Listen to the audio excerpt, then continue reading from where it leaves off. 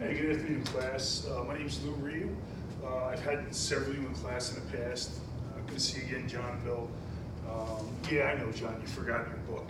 I requested all of you bring your ocean books back into class. I know it's not common, but I wanted to recite a couple of things to you, just to make everybody aware of what's going on, all right?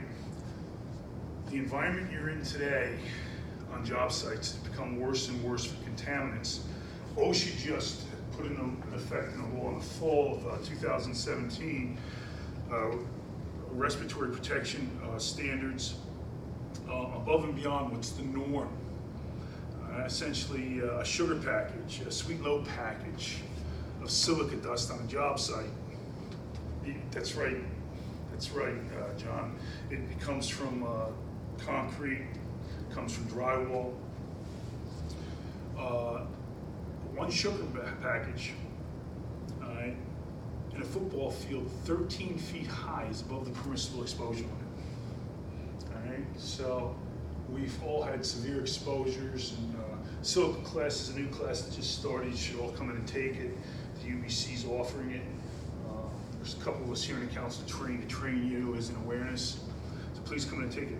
But anyway, to get back on topic, I want to read you a couple things. If you turn to page 23 in your OSHA book, right? I know you were all issued these in your first year.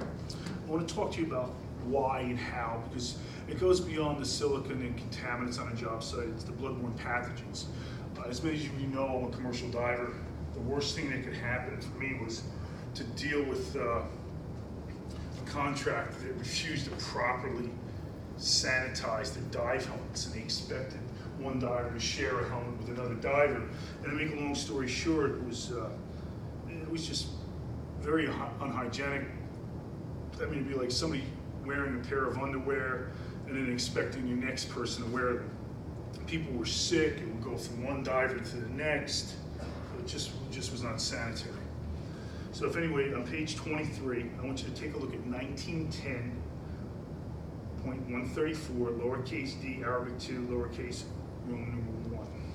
It says any employer may provide respirators at the request of employees or permit employees to use their own respirators. So you have the legal right to bring your own respirator, but here's the catch. If the employer determines that any voluntary respirator use is permissible, the employer shall provide the respirator users with information contained in Appendix D to this section. Here's where it gets touchy.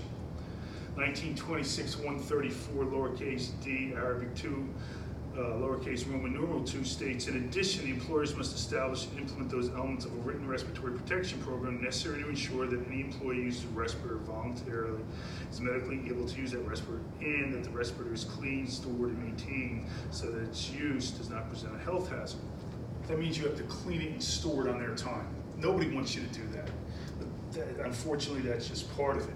You as an individual have to realize that sometimes you might have to take that respirator home, but it has to be, if it's your personal respirator, if it takes you a couple minutes to clean it at home, clean it. Also, you as an individual have to take the time to break it down properly, make sure everything's working and functioning properly. It's like your hammer or a wrench, all right, or a screwdriver. You as an individual should also take a look at page 26. On page 26, 1910.134, lowercase h, maintenance and care of respirators. H1 states, cleaning and disinfecting. The employer shall provide each respirator with a respirator that is clean, sanitary, and good working order. The employer shall ensure that respirators are clean and disinfected using the procedure of Appendix B2 of this section. Storage. H1.2 states storage. The employer shall ensure that respirators are stored as follows. All respirators should be stored to protect them from damage, contamination, dust, sunlight, extreme temperatures, except from excessive moisture and damaging chemicals, and these shall be packed or stored to prevent deformation. So there's a lot there. Let's take a look at B2. B2 is on page 35. So you can't take your respirator, throw it in your toolbox, and expect it to be working properly, because it's going to become deformed. Over on page 35, 1910.134, the appendix, which is like an addition, it's supplemental information. B2, 1A states you have to remove the filters and cartridges before you clean them, right? 1B states that you have to wash the components in warm water with a mild detergent or cleaner recommended by the manufacturer. A stiff bristle, not wired brush, may be used to facilitate the removal of dirt. So you want to make sure you get all the contaminants off. Sometimes if it's that dirty from the job site, you might have to get a little hand brush and scrub them.